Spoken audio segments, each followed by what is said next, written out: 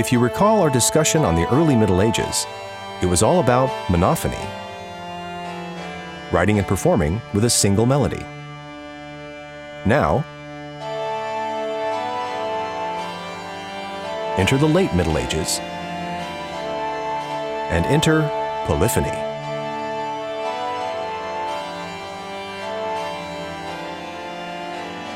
Welcome to Music Student 101. And now your hosts, Jeremy Burns and Matthew Scott Phillips.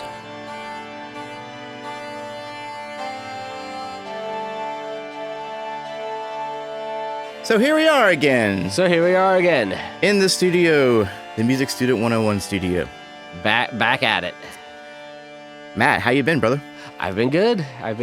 Doing some light teaching over the summer, teaching music appreciation. Got an online course about using music technology in the classroom, in music education classrooms, using technology in music ed classrooms. You're not talking about music technology, studio stuff. You're talking about actually just regular classroom. Yeah, right, exactly. like the kind of stuff, like if you get a degree in music education, go out to be a K-12 music teacher, what kind of technology is out there and how to best research, utilize, and, find resources. Yeah. Talking about Prometheus boards and stuff like that. Yeah. That's probably like 10 years old. Yeah. 20 years old. Oh. We're old. We're old. But we digress. Yeah. Well, we're old. We do that. We do. The last episode, you just dominated with saying how old you were, Matt. But the whole time you're a year younger than I am. So. Well, yeah. I clicked a new number Monday, so I had a birthday. Happy birthday! Thank you. Yeah. So I'm even older now than back when I said that. Yes, sir. Yes, sir. Well, hey, life goes on. Yes, it does. Does it not? Yes, apparently so. We are here today. We are gathered here today. Are. Speaking of old. So when we first started this podcast, we talked about doing some history courses, or not just some history shows, episodes. Yeah. And it took until about episode 75 for us to do Middle Ages music. Yes, and there was a reason for that. The main reason was because we were afraid to play copyrighted music. Right. There's a dearth of examples. Yeah, for Middle Ages music. And if you're wondering how music from the Middle Ages could possibly be copyrighted, well, the music itself is not, but the recordings of people singing it are. Exactly. But we've done it before. We're going to try and do it again and play some examples on this episode. It's going to be great. We'll see how it goes. And it's good that you've been teaching music appreciation as of late, because we're getting back into this history thing. Yes. Now, of course, we did ancient music, where we speculated a lot on what music, the origins of music, Yeah. We have gone ahead and done blues, the history of the blues, and we've done women in music, Right, yep. And some of that, I'm not even sure if we got to the Renaissance period on that one yet. I don't know. Maybe we did? Oh, wait, yeah, we got at least up to Anna Mozart. Yeah. So maybe we got to the classical period. Yeah, maybe we did. Yeah, so, yeah. Anyways. A lot to catch up on. But that was episode 75, and this is episode 134. So, high time to conclude our study of the Middle Ages. Now, here's another thing. When I'll go back and listen to all these episodes before we do this, Yeah. And it took about 30 minutes of social section before we actually got into the content of the episode. So we're going to try and be better about that. We're going to try to speed this up a little bit. We're better at the social sections these days, I think. And speaking of which, let's just get into that social section. Let's just get into it. Yeah. We have a new review. Oh, yes, we do. 5 stars from DZXM out of Canada, who says, super helpful, especially the follow-along content online. Appreciate all that made this podcast. Thank you to you all. Cheers. Nice. And cheers to you, DZXM. We appreciate that. We do have a website, and we've kind of fallen out of the habit of mentioning it. Oh, yeah. Every episode. But musicstudent101.com usually does have some great content to reinforce what is learned on each episode. That's a good point, yeah. Maybe not so much for this episode, but definitely for the theory episodes where we have to have graphics and music. Yes. I mean, examples and stuff like Yeah, that. all sorts of good stuff.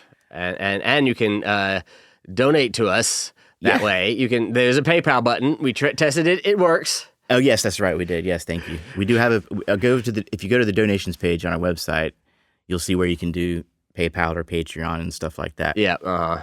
But anyways, if you can't afford that right now because times are kind of tough for a lot of people, yes, and you want to support us, you can do like DZXM from Canada did and write us a review. Absolutely. Ideally 5-star if you really dig us. Absolutely, yeah. Puts us further into the spotlight. But back to our donations. Because you're not going to hear a lot of ads at this time in the game. You're not going to hear any so far. Yeah. So if you want to help us out, you could actually sign up to patreon.com/musicstudent101. Indeed. Where you can be like Ewan Hunter of Northumberland, UK. Who supported us via Patreon. Yes. Now, Ewan lives in Hexham, which is in Northumberland.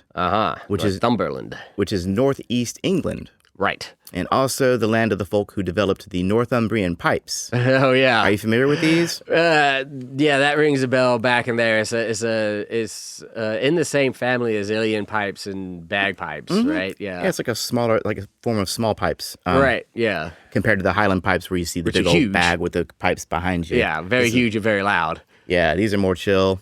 And Hexham is actually about 40 miles south of Scotland. Wow. So it's no wonder that this pipe influences come into this part of England.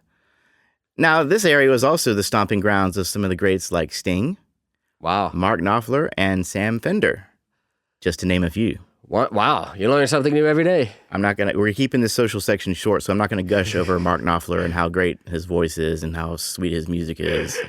Mainly the later acoustic traditional sounding stuff he did. Right, yep. Or Sting, for that matter, who also did lots of traditional stuff, lots of folk and traditional stuff. And, of course, Mark was the lead singer and songwriter for Dire Straits. Right. But anyways, Ewan himself also dabbles in pipes, the Scottish lowland pipes. But his main instrument is the guitar. Indeed. So what does he have to say, Matt? Ewan says, "You'll be pleased to hear that I played bass and rock in avant-garde bands for years and did some touring and recording. Later on, I got into traditional music, mainly Scots, Irish, English, but also Balkan and klezmer stuff. That led me into gypsy jazz." Nice. "Which I'd been aware of since a child thanks to a cassette my dad owned of the Quintet of the Hot Club of France. In recent years, I have started playing and studying jazz more generally and more seriously, which has brought me into studying theory, which in turn has brought me back to the music I've played and loved over the years, but never really understood in a way that I could articulate to others. Right now, and thanks in large part to you guys, I'm more or less back where I started with the Etudes of Fernando Sor and other classical guitar standards." That's very nice, very great. Cool, yeah. My main personal projects at the moment are learning to play J.S. Bach's first cello suite on guitar and his 2-part inventions on piano, but all of this with new ears and understanding of tonal harmony and counterpoint, which increase the joy and fascination immeasurably. So thank you both. Well, thank you, Ewan. I think the final thing to say is that few things match the pleasure of seeing one's own children getting into music and being able to gently guide and inform them in a way that I couldn't have done otherwise, using knowledge I didn't have any access to in the pre-internet days of my childhood and younger adult years. Thanks again. Have a great day, and looking forward to Shanker Part 2. Oh, I thought you'd like that, Matt. I do. There's one person looking forward to Now we have a reason to do Part it. 2, yeah. That's all we need is one person, man. Well, he mentioned Bach's first cello suite, which is one of our examples from Shanker Part 1, if you recall. Yeah, and his 2-part inventions might even, his other things that he's learning on piano might even get mentioned too, That kind of stuff is a very Shanker kind of prolongation, right? Oh, God. A horizontalization. Go back and listen to our Shanker episode to know what Matt is talking about. If you haven't. Jeremy won't be doing that, but if you want to go back and listen, it is definitely there. I'll brush up for Shanker Part 2. But it's a funny thing I told you in that what he just mentioned, like this whole thing about him playing in rock bands and then doing recording and touring and then getting into traditional music, mainly Scots, English, and Irish. I was like, dude, you just summed up my 20s and 30s. That's like all I did during that period. I played in Irish bands for 20 years. Yeah. And I really dig some gypsy jazz. Oh, absolutely, yeah. We were both big into that stuff in college. Seems like as I recall. Absolutely. So anyways, thanks again, Ewan, for supporting us. And also, it's really cool that he's talking about sharing music with his children. That is a very beautiful thing to do. Absolutely. After all, is music not the highest calling? Indeed. If you ask us. You ask us. So thanks again, Ewan. If you want to be like Ewan, you can get up on patreon.com/musicstudent101 and see all the things we have to offer. Yes. Now, let's move on, shall we, to our listener mail. Let's do that. We've actually recently heard from a couple of past listeners, among them Melody Gibson. Right. Composer that we've featured before. Right. Keith Andrews, also a songwriter who's continues to be prolific and write new songs and send them to me, and they're all just beautifully done. But we got ourselves this guy, Bill Swan, who was Patreon patron. We met about 2 years ago. He's been with us since 2022 anyways. And, of course, we want to thank him wholeheartedly for still being with us. Thank you, Bill. And but this ain't about Patreon. Bill brings up a really cool thing that I think actually might be very useful to a lot of our listeners. He says, earlier this year, I heard you reading out a mail from one of your listeners who mentioned that the use of hearing aids for listening to music was sometimes challenging. And you also wondered out loud about the impact of hearing aids on music listening, right? I remember this. He was talking, that was episode 128 when we did Baroque forms. Yep. And this was actually one of our reviewers, SSSSSLLLLLL from Great Britain, who brought that up. 5 S's and 7 L's. Nice. So Bill continues, I thought you might be interested to know my daughter, Sarah Swan, has a special interest in this field. She's at the University of Melbourne, Australia, in the audiology department. Oh, nice. Sarah is a classical musician, senior audiologist, and PhD candidate in the Department of Audiology and Speech Pathology, as well as a clinician at the Melbourne Hearing Care Clinic. Nice. She is currently working on how to better develop and adjust hearing aids to suit the needs of musicians. The team where she works set out to explore the difficulties professional musicians face with permanent hearing loss, as well as their retrospective journeys through the hearing aid rehabilitation process. The recently launched Musicians Hearing Care Clinic also aims to provide specific hearing services for musicians. Their goal in setting up this clinic is to deliver tailor-made and evidence-based musicians' hearing care services. Very nice. So, that's very, very fascinating. I mean, like I told Bill, it's like, a lot of our, and Bill included, a lot of our listeners who write in at least are of retirement age, right? In that kind of stage of their life. And some of them might be dealing with this kind of thing. It is great to know that someone is looking into this. The Musicians Hearing Care Clinic, that's a very necessary thing. I wish there were more of those throughout the world. Absolutely. Not just in Melbourne. But yeah, I'd love to know like some of the things she does and some of the things she studies, and I would love to know more about this topic. So, well, as I recall during that episode, we were speculating that most hearing aids are probably more tuned towards the frequencies of the human voice, like 80 hertz to somewhere in the probably up to 20 hertz because the high end is the first to go. Right. 20,000 hertz. I'm sorry. 20 kilohertz. 20 kilohertz. But when it comes to listening to music, there's a lot more bandwidth to be observed, which might be cut out in normal hearing aids. So she's trying to find solutions for hearing aids for certain musicians. Yeah, and if you ever find a solution, it would be very helpful to communicate it to certain purveyors of online chatting technology that everybody has used since 2020 that also filter out a lot of bandwidth that's not in the range of the human voice and makes it really, really hard to teach music classes online. Thank you. Yes. We're not going to say any names. Zoom? Not going to say any, say any names like Zoom or anything, but... yeah, could really stand some improvement there. Yeah, Sarah talked to Zoom. Yeah. So it's not just the older audience that has to deal with hearing loss. Some of my friends have tinnitus, Yep. And hearing loss also. And hearing loss, yeah, absolutely. Absolutely. Of course, then again, we're old. Here's one quick little thing before we get on. Another quick little thing. Yes. A little digression. Okay. If I had tinnitus, there would be one tone ringing in my ear, right? That's what I understand it to be. Now you can kind of phase it out or get used to it or whatever. Kind of ignore it. But wouldn't you be curious to know if you take that tone and sing it and then play it on your piano and you can figure out what tone that is? I think people have done that with the tinnitus tones. And that can be your relative pitch. At least take lemons and make lemonade. Yeah. But you'd be really, really good in that key. I can't say that, well, you can be like, there's a B flat, and then you hear another note and just relate it to relative pitch. You know what I mean? Yeah, yeah. Yeah, if you know the tinnitus is B flat, then interesting. You carry a tuner with you everywhere you go. Yeah. Now that's just me being a Pollyanna. I've never had to deal with tinnitus, and hopefully don't. Right. Yeah. Anyway, yay. Interesting. People who have actually dealt with hearing loss, let us know. Actually, Please. write us in and let us know how that's been affecting you, and maybe we can even talk a little more on in future episodes about it. Yeah, maybe we can make a podcast about this. Research some resources, and you never know. Mm-hmm.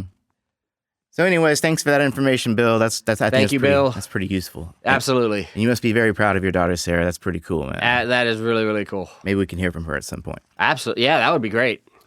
Okay, now moving on to Middle Ages Pt.2. Middle Ages Pt.2. First of all, I guess it would be nice to recap episode 75, part 1, just a little bit. We can recap a little bit. And the main thing is, the main difference between these two episodes is one is earlier Middle Ages, which focuses on monophony. Right. And then later Middle Ages, which focuses on polyphony. So, yeah, it lasts from around the fall of the Roman Empire, 600-ish, right? All the way up until like 1300, the beginning of the Renaissance. Okay. So, yeah, very long time. Yeah, that's a long time. Very long time. Our single biggest age. And in the beginning of the Renaissance, so we talked a lot about things were... So what we know about this music is really what the church did, because the church was where all the educated people were, who had developed systems for writing down instructions, basically the proto sheet music, that they had. They called it neumes, right? Pneumatic notation. But they had they created that, and they had this way of writing down what their music was, and they recorded it and stored it, and it survives. So now we know what that music was like. And so we're talking about church music all the way through the Renaissance, all the way through the Middle Ages. We don't really know what people were singing or playing outside of when they left Mass, right? And went out and just, what they were playing in the bars or in the town squares. We feel like something was probably going on, but we don't really have a lot of education as to what. Outside of church music, like in the secular world. Yeah. By comparison, we have a really good idea of what was going on inside of the Roman Catholic Church in Europe at this time. Because they had all this money, they could afford all the ink and all the paper to produce all this stuff, right? And had all the education, knew how to read and write, and knew how to read and write music, and was learning to sing this music, and yeah, all of that. All of that. So, yeah, in the beginning of the Middle Ages, it's very monophonic, right? So it's a whole bunch of people singing a single melody, right? No matter how many singers you bring in, they're all going to sing the same melody. Either unison or within an octave or something. Right, octave. Yeah. Usually octaves. Yeah. That's octaves. Yeah. Right? That's probably the most... Still one line. Still one line, right? Women are not allowed to sing, so you've really got 2 to 3 octaves at most that you could split it to. So basses and tenors, if they even called them that back then. Yeah, and then we had a lot of monophony, we had a lot of things, a lot of sacred music, worship music, chant. There was a lot of Gregorian chant. Music that was based off the melody set down by Pope Gregory, who claimed that a bird alighted on his window and sang it to him, and the bird was God singing him the notes, and then he scribed it down, and so we have sacred music. Lord works in mysterious ways. Yes, he does. He could also have gathered this from existing melodies of the time, could have composed a few, But we have all of these Gregorian chants, which are non-metrical. There's no definite rhythm. Links of notes change with every singing, and that are based off of the medieval modes. Yeah. Now, they've been kind of modernized. When we talk about Dorian, Phrygian, Lydian on this podcast up until now, we're sort of talking about the ancestors of those. Yeah. So, I mean, the big difference is, whereas in the modern era, I can go up D Dorian. And we're talking about the scales and modes they used during this time period. Yeah, well, yeah, and making a comparison. So I can go up and down. To them, D Dorian was a very specific set of 7 notes. That was D Dorian, just those 7 notes. That's the range you have to work with. Yeah, and so you make chant.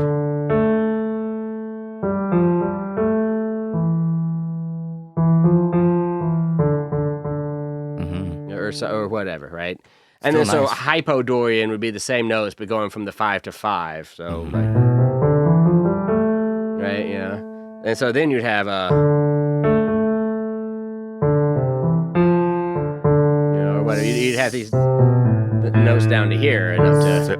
So if you're in D Dorian and you do hypodorian, that's A Dorian. A to A, yeah. A hypodorian. Yeah. Okay, interesting. Hypodorian, right? Yeah, because Aeolian is not yet a thing. They have these medieval modes. There's very specific sets of notes, right? They're doing recitations where you're just reciting a whole bunch of words on a single note. Vere dignum domini ethiti patres, blah blah blah blah blah. Right? Just on a whole bunch of notes, and then they have more complex musical things like antiphons. A Catholic funeral mass will sing In Paradisum to this very day. Yeah, what is an antiphon now? And again, this is all still older Middle Ages. This is all still older Middle Ages. So, an antiphon is a sort of special occasion thing. Yes. It's done at a particular time, and it's usually more musical. It's not just a reciting tone. It's got a melodical, musical thing going on. We talked about Hildegard of Bingen, our first composer whose name is attributed to something, right?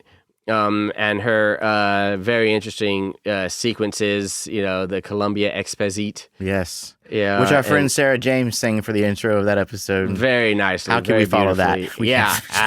Why did we try? We talked about towards the middle of the Middle Ages, we do start getting noble people who are educated and can write down the music that is secular. Music such as the troubadours and trouvères, whose music was, if you think our common idea of what a bard is, the closest thing in actual history is probably these troubadours, trouvères, minnesingers. These people going around France and Germany, singing these love songs like La Douce Voix and all of that kind of stuff. So that's where we are. And so the Minnesingers would be the German version of the French version of the troubadours. Troubadours would be the north of France. They called them trouvères in southern France. And then just minstrels in England, I guess. Yeah, is that a different minstrel / bard, to the extent that it wasn't as prevalent in England, I don't guess. Okay. And then minnesingers in Germany. Okay. This is secular music. Yeah, and this is also this is all secular stuff, and we sort of start to know what that is at that point. But anyway, towards the end of the Middle Ages, which is where we are now, we start to have the evolution of polyphony. Okay. So this is new stuff. Everything up until that, much more detailed explanation in episode 75 in Middle Ages Part 1. Definitely go back and take a listen to that. Now we get to the evolution of polyphony, which starts 1100-ish. So just to recap, a polyphony is sort of multiple melodies at once.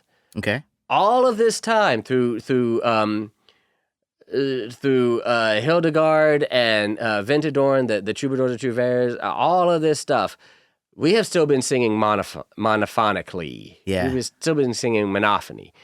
No harmony, one line. Single line. Single line. Maybe, having a lute kind of bun, right? You remember La Douce Voix. Maybe. He had accompaniment. Yeah.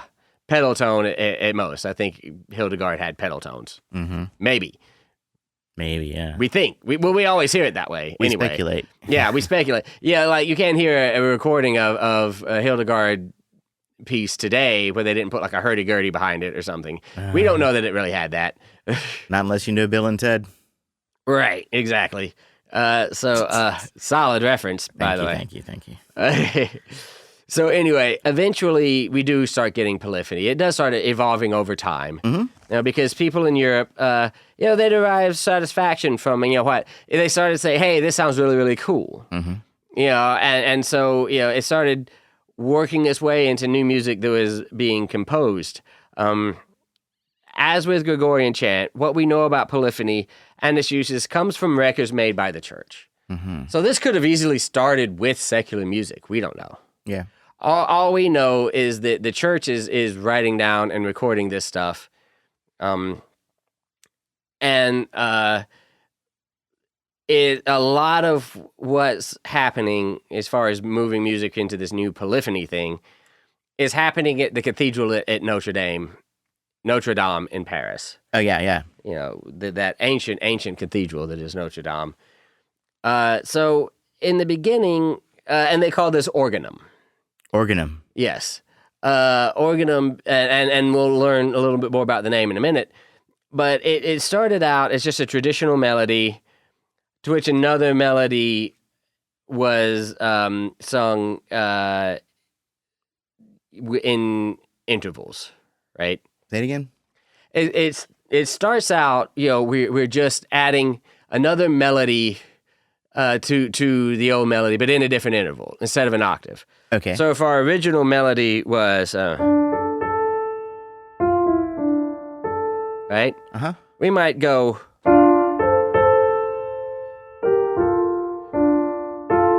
right? Okay. And that's in thirds. So they were or we might do it in fifths. They were right? following in parallel motion back then when it first started off. When it first started off. Okay. Yes. Or as early as that, anyway. Yes, and the same words would be sung in both melodies. So, if that was Ave Maria, I'm done singing. But if that was Ave Maria, both of those melodies would be singing the words of the Ave Maria. Ave Maria, gratia plena, all, et cetera, et cetera. Mm-hmm. Then it began evolving around the year 1000, through the year 1000 through 1200. It begins evolving. Soon, the added melody starts moving a little bit more independently. So instead of just, you might have,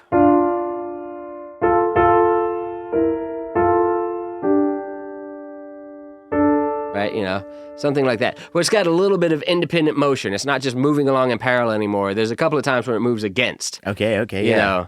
In the way. Still have the same words. One line goes down while the other line goes up and stuff like that. Yeah, and then the upper melody starts including notes of its own in between notes of the original melody. So it goes,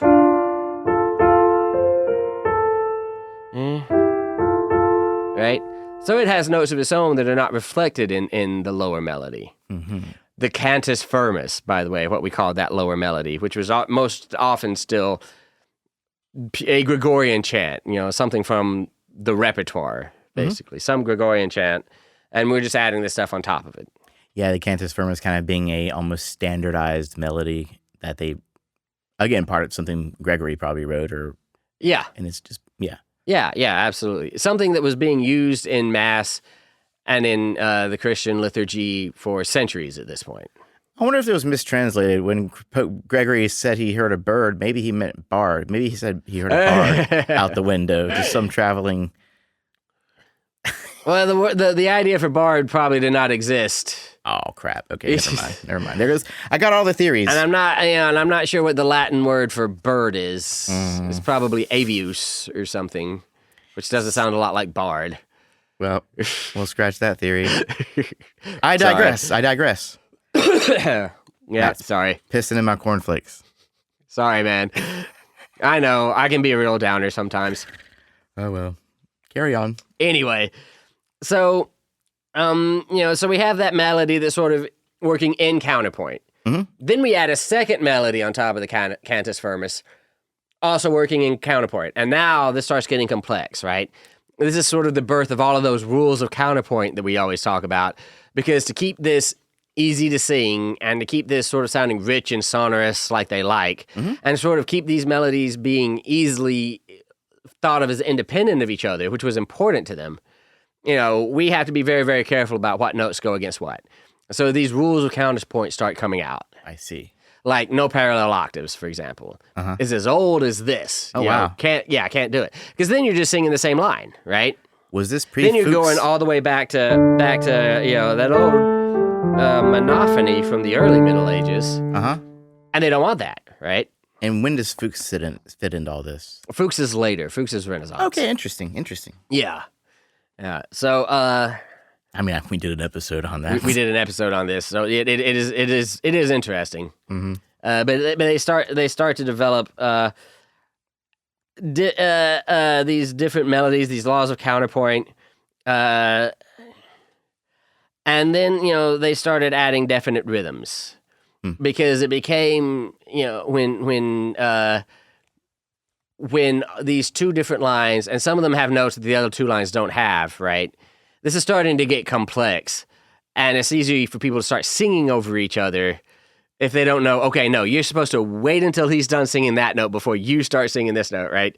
So the first rhythms kind of come into music around this point. Because maybe it takes rhythm to actually organize that, keep that many people on the same page. Pretty much. It's entirely practical, right? Yeah. Yeah, so you've got to sing these four notes in the same space that he sang this one. Yes. So this is the version of a half note and 16th notes, right? So you've got to keep all of this stuff together. So this is the beginning of rhythm. We still don't have meter yet, but we at least have rhythm. Some notes are long, some notes are short. So we're still on the Neum system? Yeah. Okay. Yeah. That all leads up to the last kind of organum that flourished at Notre Dame, the thing that we think of as oraganum, in which that bottom line got very, very, very long. Okay. And the upper two lines are singing in counterpoint on top of that line. And they're all singing the same words, so they're just holding out like a single syllable of a very simple Gregorian chant. But while the lower line is singing that syllable D, right? The upper line is D, D, D, D, right? Moving all around. And then they would go on to the next syllable. So it would take a very, very long time to get a single phrase out. So usually you're just talking about really the first few notes of the original Gregorian chant, just extended out a very, very long time, right? But you don't have to take my word for it. Yeah. The two main composers, and they were both at Notre Dame, with whom this is associated, is Léonin and his student Perotin. Léonin and Perotin. Right, yeah. We can listen to Perotin circa 1200, so this is the very end of the Middle Ages. We kind of joked that sounded like a prescription drug. Perotin. I think you said side effects may include random... was it random chanting? Random chanting, yeah. So, Léonin and Perotin. Léonin, not much was known about his life story. He was said to have composed the great book of Organum. Nice. And that was... I believe that. That was 1170 CE. Yeah. And this is like a collection of vocal pieces written to complement the services throughout the liturgical year. Yeah, right. And what does that mean exactly, liturgical, Matt? It means the church calendar. Church calendar, yes. Yeah, in which Easter is sort of the center. After Easter, there is ordinary time for a little while, and then there's Ascension, which is towards Christmas. I don't remember all of it, but yeah. So he's written things for these occasions, pieces for each occasion has its own piece. Right, yeah, pieces. because up until now we've been singing different Gregorian chants at these different times. Right, Lent has its own little stuff, and we've got other chants for funerals and weddings and all kinds of other stuff. So he had a student then. He had a student named Perotin. who also wrote organum. Mm-hmm. By the way, the word organum, it was given to this type of music, and it was meant to describe the really, really long held notes in the cantus firmus. Uh-huh. The instrument, the organ, which would be built in the Renaissance, it was called organ as a throwback to this organum because it could sustain notes indefinitely. Yes. As long as you keep that pump going. Yeah. Yeah. Yeah. So there you go. Brilliant. This piece we're going to listen to is by Periton. Mm-hmm. It is called Alleluia diffusa est gratia. Now, Alleluia diffusa est gratia started its life as a Gregorian chant. Uh-huh. Right? It was originally a chant from the Mass, from the ordinary Mass. And so what you hear is the words Alleluia sung twice, as they would have back in the beginning of the Middle Ages, right? Mm-hmm. But then the note on the notes diffusa est gratia from that Gregorian chant, we hold those notes for a very, very long time in our lowest voice, in the cantus firmus, while the other notes sing those syllables over. So, and it could take a long time to sing. So you'll hear D, not in, D, and then you will hear foo, right? Until you hear diffusa est gratia, and that's the end of the thing. And we don't go on to sing the rest of the Gregorian chant. There's a lot more to it, but we just sing that line. Okay. Right? Yeah. Long melismas on all of these lyrics. And when we're saying melisma, we're talking about using more than one note on a single syllable, right? Right. Yeah. Basically, that's it. Yeah. So, and I'm sorry, also, technically I misspoke. We do hear the rest of the chant, but the rest of the chant will be just the regular chant. We won't hear the organum. I see. So, yeah. I see. Yeah. We're not going to hear that because we're only going to use about 30 seconds of an example here to keep it legal. Or there you go. There you go. Anyways, maybe. We'll see. Yeah. Okay, so you want to give this a listen? Let's listen. Okay. So right off, you're going to hear an example of this melisma thing when they're saying Alleluia instead of Alleluia. Right. I mean, that's not exactly what they do, but they are moving around on one syllable. Right. And that's just a thing. Yeah. That's music. So this is Alleluia diffusa est gratia, performed by Lionheart from the album Paris 1200, Chant and Polyphony from 12th century France.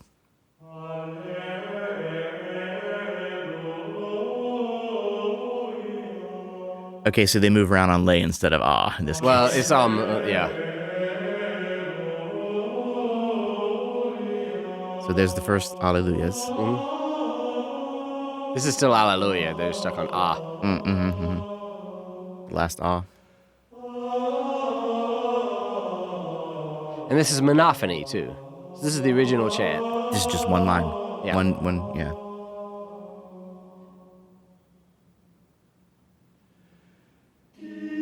This is the organum. Listen. Hear that guy here? And they're singing D. This guy. You all over this guy right here? Yeah. Oh, the guy going D.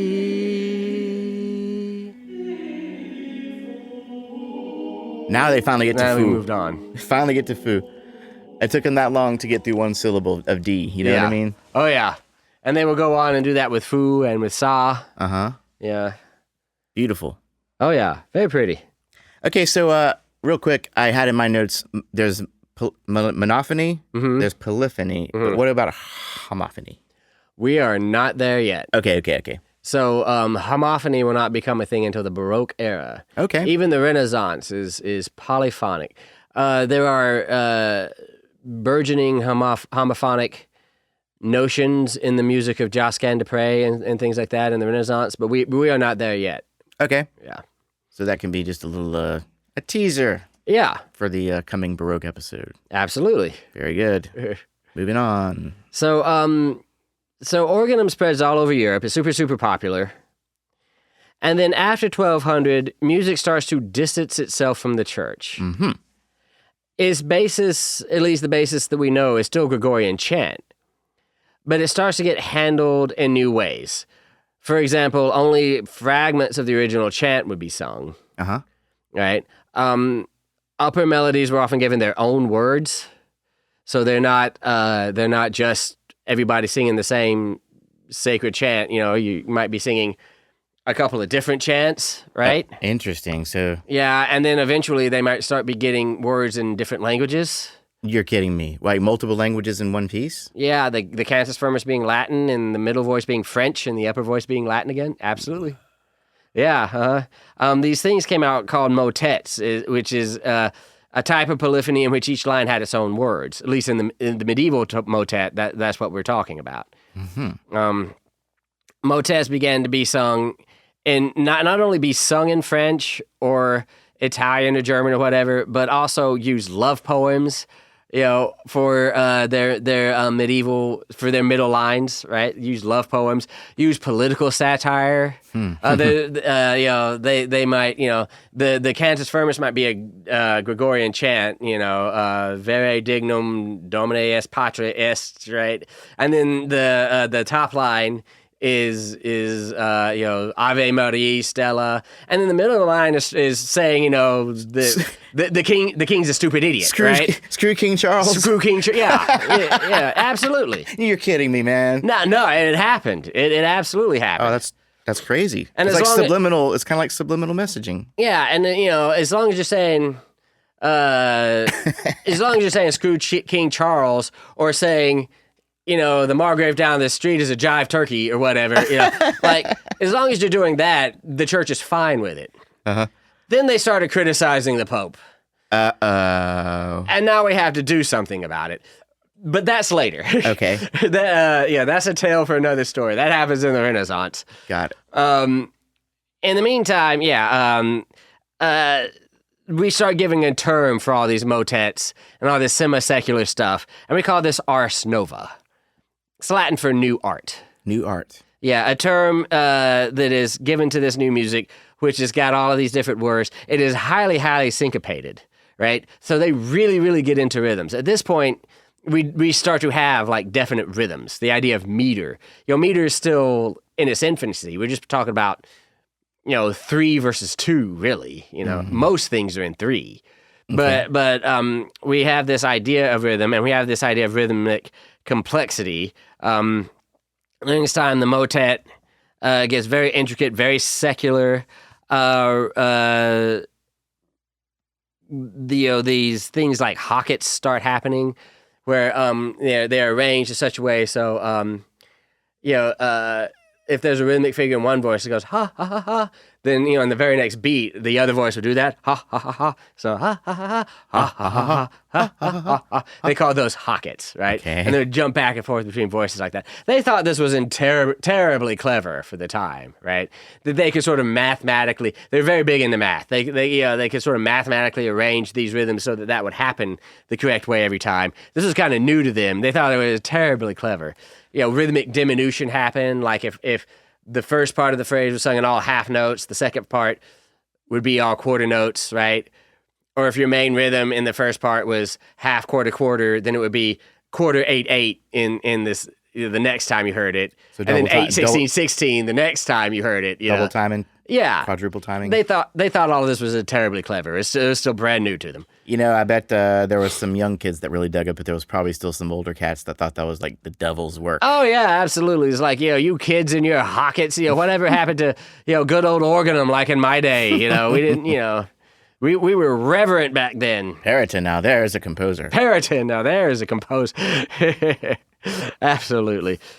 So the kids were listening to ars nova people, Philippe de Vitry, Guillaume de Michaud. They're all French, you'll notice. Uh-huh.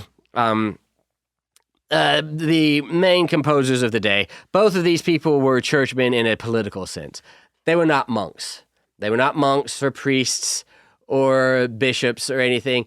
They were Catholic. They were practicing Christians, but otherwise they were just guys, right? I remember discussing a little bit about Guillaume de Michaud. He's an important character, yeah. But I checked out a little bit about Philippe de Vitry. Yeah, de Vitry. De Vitry.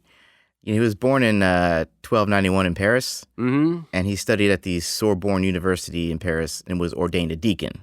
Oh, was he? Now, it's interesting to see where this all kind of goes because it kind of supports what you were saying. His first gig was as the secretary for King Charles IV. Yeah. and he would eventually become advisor for said king and his 2 successors. Right.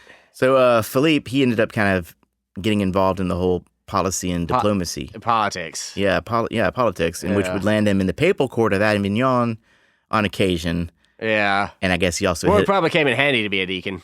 Well, he hit it off with Pope Clement VI. Yeah. Who would then eventually make him a bishop of Meaux. Oh, nice. So I didn't know that.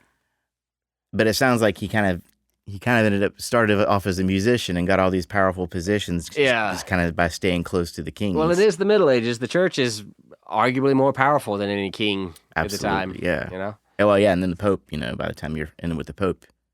Then you're in. You're in. What about Guillaume de Machaut? Well, I didn't see anything about him becoming a monk or anything like that. Yeah, I don't think he did. Yeah. Yeah, he kind of just stayed a musician, writing wonderful things like Quantum Moi. Yeah. Which we're about to listen to. Absolutely. So we have a chant, which is our cantus firmus. The above the chant is 2 counterpoints set to love poetry. Okay. So bottom chant is a Gregorian chant. Cantus firmus is a Gregorian chant, bottom line, right? From Easter, the most sacred time in the Catholic Church. The upper two lines are singing love poems. Okay. Right. The soprano and alto have 2 separate French poems that are sung together. Notice something. Notice the extravagant rhythms. Also notice the unique harmonics. Okay. Yeah. Okay, so this is Quantum Moi by Guillaume de Machaut. And performing this, I found this on YouTube, actually. This is the Tenet Singers. Nice. Jolie Greenleaf, soprano. Owen McIntosh, tenor. And Jason McStutes, tenor. Nice. Dig it. Okay.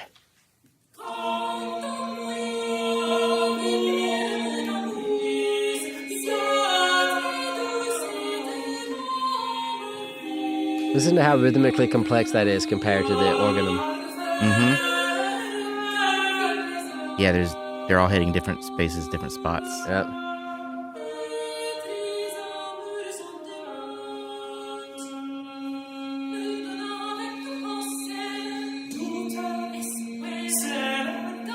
Those are hockets. Yeah, okay. Nice. So there's just a little snippet of how that what that sounds like. Yeah. They would also do this thing called isorhythm, where they write long passages where the notes would change, but the rhythms would be identical. For like a really long time. The melodies in this motet are isorhythmic. How do you mean? So there's a rhythmic pattern that's repeated over and over and over again, even with different notes. Okay. And by rhythmic pattern, I don't necessarily mean like a beat, like we might think of a rhythm pattern. Like a pulse? Oh, yeah, I'm not necessarily meaning that. I mean the lengths of the notes. Okay. Half notes, quarter notes, eighth notes. There's a pattern there that is repeated over and over. That's isorhythmic. This is an isorhythmic motet, in case that ever comes up in music appreciation. When I think motet, I think the cocktail party effect.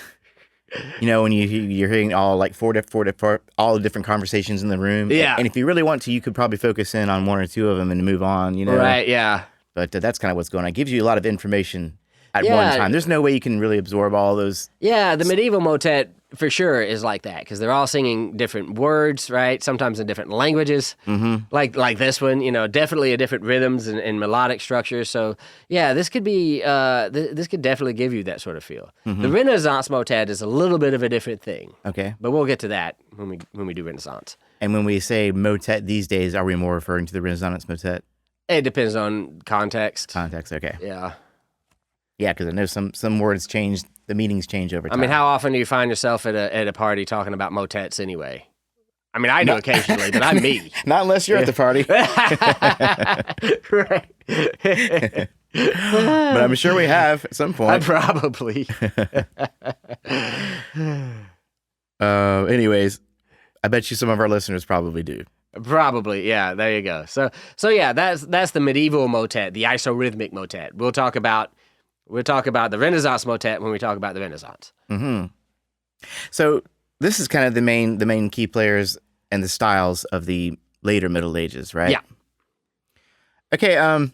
So far we've gotten into really mainly chant kind of based kind of music, you know? Yeah, European music. Yeah, European music. Right, exactly. Yeah. Because this is what's going on in Europe in the Catholic Church. Beyond that, who knows? Because unless we say otherwise, we're mainly, when we're talking theory and history at this point, we're talking about Western music. Right, yeah.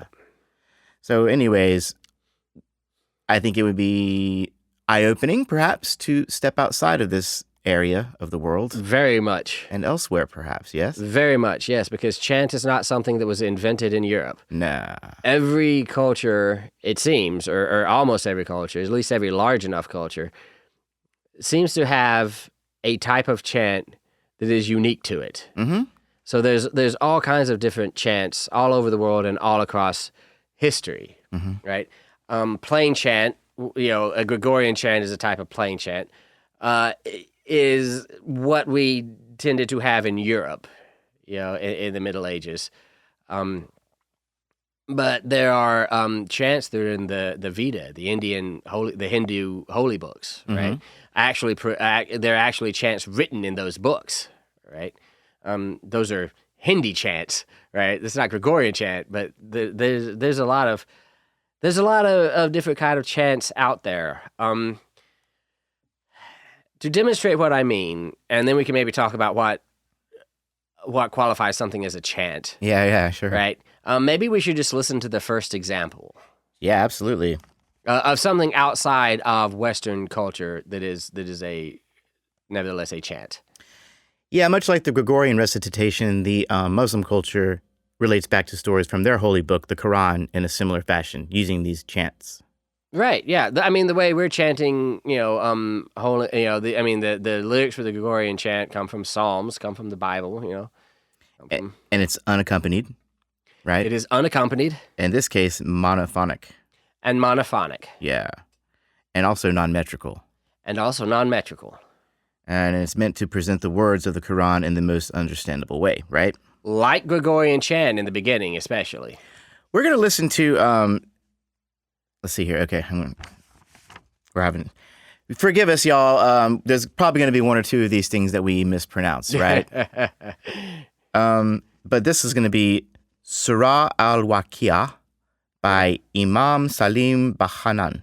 Okay? Nice. And this is the 56th Surah of the Quran. Very nice. Which translates to inevitable or the event. Okay. This is one of 96 verses, so all right. We'll just get as far as we can into it, right? All right. Small example. And so he's actually reciting words from the Quran itself. Exactly. These verses. Yeah. Yeah, and a surah is basically a chapter. Okay. That translates to a chapter. So, here we go. This is supposed to be one of the top performers of this genre. إذا وقعت الواقعة ليس لوقعتها كاذبة خافضة رافعة إذا رجت الأرض رجا وبست الجبال بسا فكانت هباء منبثا. Man, I really kind of, when I hear that, zone out a little. I zone out, man. I find myself almost kind of rocking back and forth a little bit. This dude, there's something about this. There's something about this that really appeals to me. It appealed to a lot of people for a very long time. Yeah, right. Compare this to, go back and listen to episode 75 and listen to Verre Dignum. Okay. And compare these two, because what you're comparing are two types of chants from two different religious traditions that nonetheless have a whole lot in common. Mm-hmm. They are very careful to make sure the words are understood in both times. Yes. The words are religious in nature. They are sacred texts in both scenarios, right? Mm-hmm. It is monophonic in both scenarios. Yes. It is unaccompanied in both scenarios, and it is unmetrical in both scenarios. Yeah. So you can start to, really kind of get your eyes open at this point to what chant is in a global way. Religious, unmetered, monophonic, sacred text music. Often that is sung without accompaniment. It's always sung. And they often seem to honor stopping points in the sentences and phrases. Indeed. With actually just a breath, Indeed. It's not just constant singing. There is kind of like there's a pulse. There's like, if you zoom out, there's a pulse within the whole thing. Yeah. Right? Yeah. Indeed. And like I said, go back to episode 75 and listen to this and then listen to Vere Dignum and listen to how similar they really are in their approach, right? Because in both cases, what we're trying to do is be meditative, be put into a spiritual mindset. You mentioned, you can kind of zone out listening to that Quranic recitation. Kind of zone out listening to Vere Dignum too. Go back and listen to that. And Gregorian chant in general. You can kind of zone out to that, maybe in a different way. Now I'm starting to wonder, because this mode he's in, I'm sure it's non-Western mode, but still it comes pretty close to something that maybe sounds Phrygian or Dorian or something like that. Which is probably why, even to this day, whenever any movie or something made in Hollywood wants to let you know that they're in the Middle East, they use Phrygian mode, right? I mean, even to this day that happens. You can turn the Mojave Desert into the sands of Baghdad. Just playing just flat that too, man. That's how we're being a little sarcastic, obviously, but yeah, it is obviously a non-Western mode. So this is where that unique culture is, right? There are notes that are not our notes in the Quranic recitation, right? Vere Dignum is very much a Western mode. This Quranic recitation is very much in sort of an Eastern mode. Yeah. But they have a lot more in common too in what they're trying to do. So this idea in two different religious doctrines, two different religious traditions, thousands of miles away are necessarily coming up. So now we have a good idea of what chant probably ought to be. Mm-hmm. You think that Christianity and Islam are far away from each other. Oh yeah, miles in distance and miles in their cultural differences. Yeah. Our next example is from Hawaii. Mm-hmm. This is an ancient Hawaiian chant. Yeah. Okay.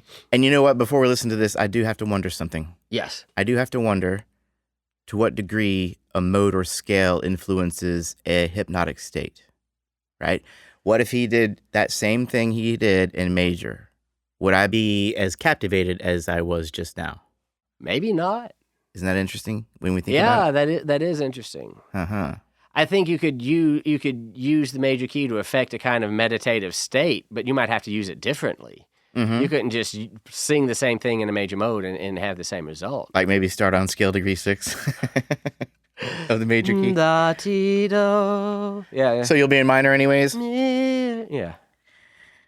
Scale degree 3, scale degree 2. Yeah. Interesting to contemplate, for sure. Yeah, for sure. Yeah. Okay, so anyways, this piece we're talking about now. Yep. Mele Pule, huh? Mele Pule. So native Hawaiians, use this chant in their religious services. They believed that it brought life to the idols they worshipped. Mm-hmm. And so Mele Pule actually means prayer songs. Mm-hmm. What you're going to hear is like Vere Dignum, like the Quranic recitation. This is monophonic, right? Unaccompanied and sung, and the texts are sacred. Yeah. Okay, a cool thing to listen for in this actually is this culture uses a lot of, they kind of put emotional expression in the forefront. Yeah. This performer, she doesn't have a lot of projection or bravado. Yeah.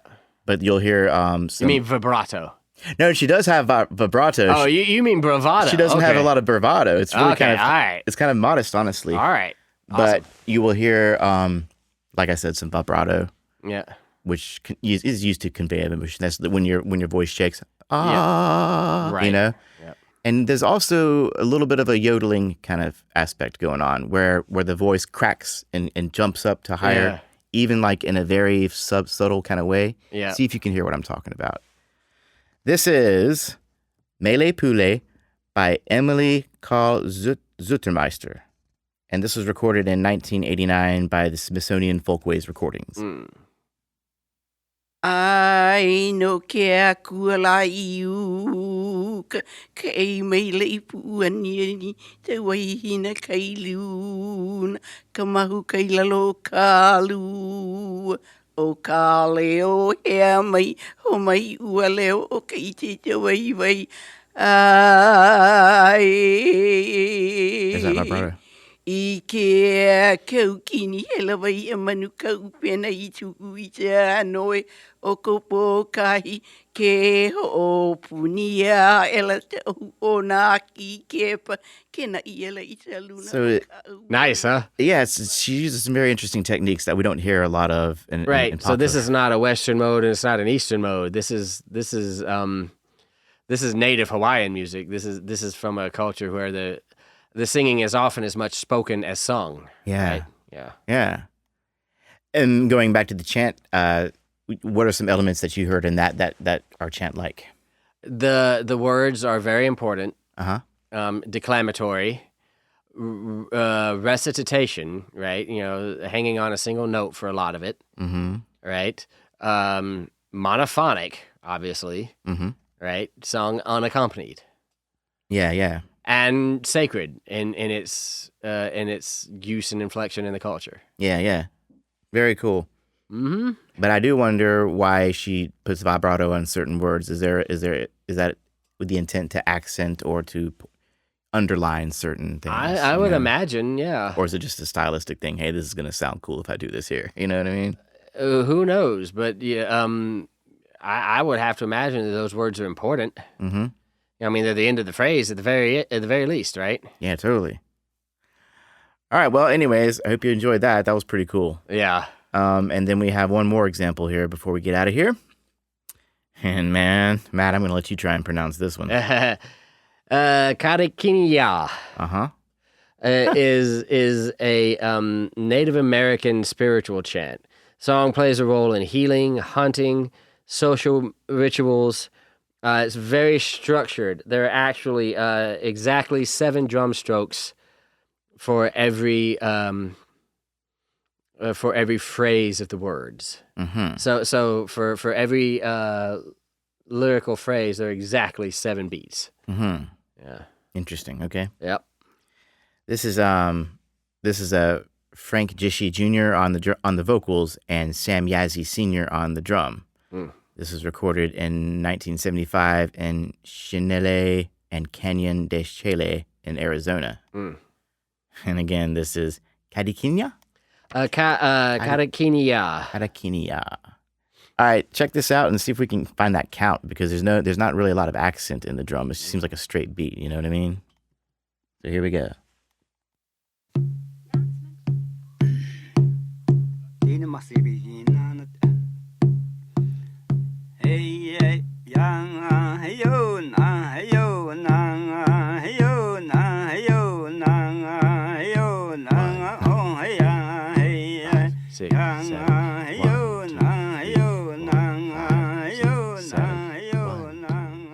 See, he goes up at the end of every 7 beats. The hey-yo is the start of the new phrase. Okay. So wow, man. So messing around with some weird time signatures, huh? Yeah. Well, 7-beat groupings. It's not a time signature in any way that we would conceive of such a thing. Yeah, because like I said, I wasn't hearing a lot of an accent. You could probably just stomp, or dance or whatever. Yeah. Quite well to this and not get confused like you would. Take 5. Right, yeah.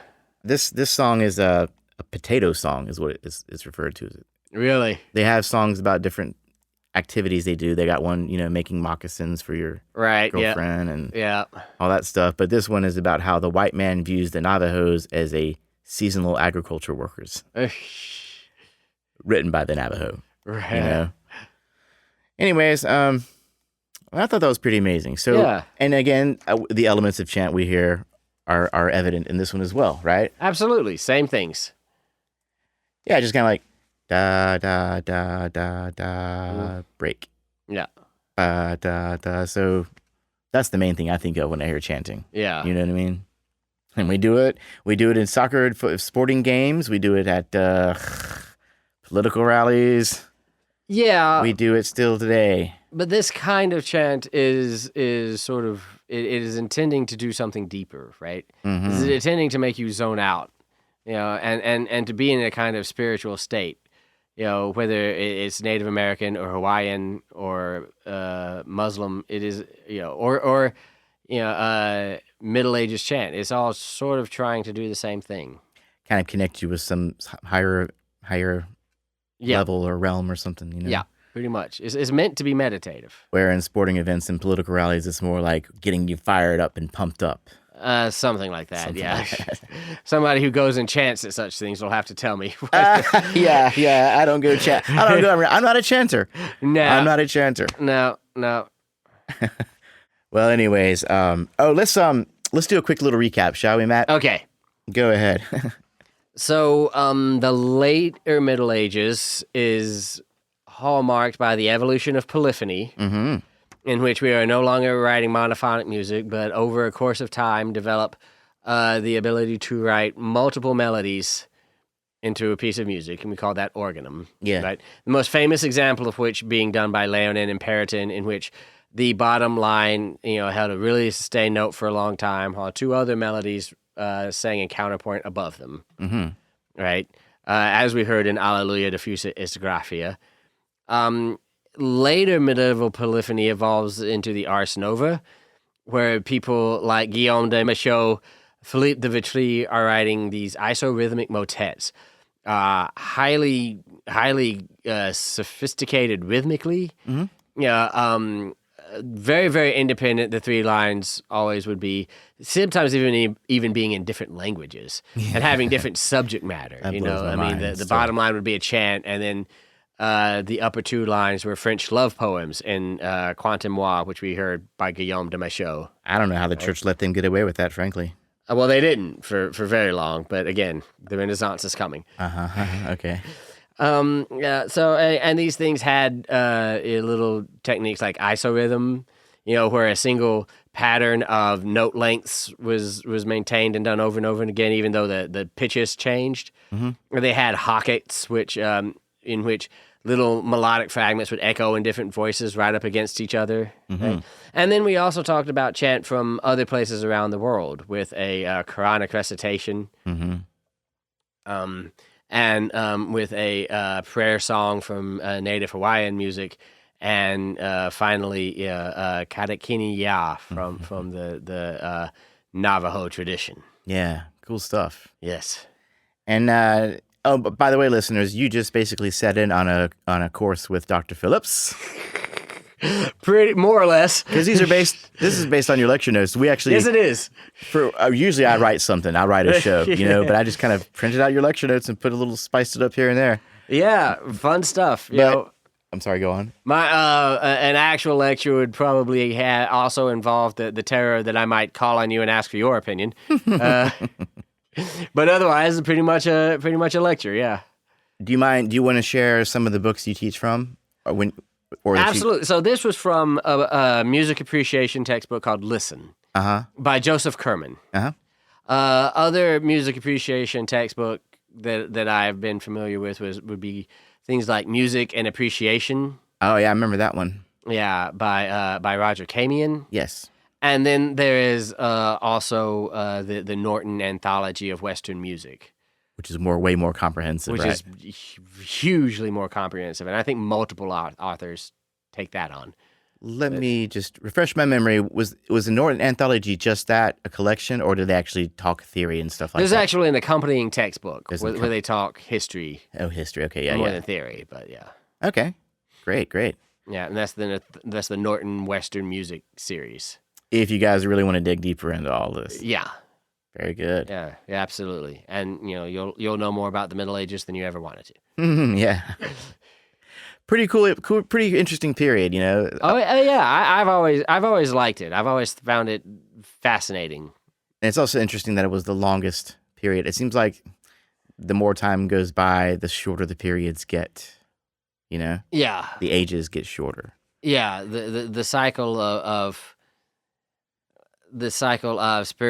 sacred versus secular gets shorter and shorter. The cycle of romantic music music that's supposed to be emotional versus music that's supposed to be intellectual. That cycle gets shorter and shorter. Well, it's like the Middle Ages was around a half a century long, wasn't it? Yeah, and then by the end of the 1900s, every 10 years we're going through these cycles. Yeah, we got the 60s, the 70s. 60s, 70s, 80s, and 90s. So that cycle's back. Yeah. Wow. Anyways, all my little side thoughts, my little digressions. Love it. It's okay to digress at the end of the episode, right? Yeah, absolutely. Well, we digress all the time anyway. Yeah. I hope you all understand this about us now. For those of by you this point who are still listening. Thanks again for listening. And at some point, we will pick this up with music of the Renaissance. So that's the next stop, huh? Indeed. Very cool. Peace, love, and music. See you soon.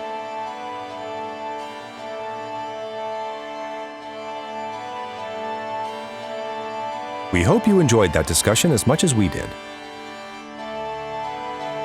Keep listening, because there's plenty more music history to come.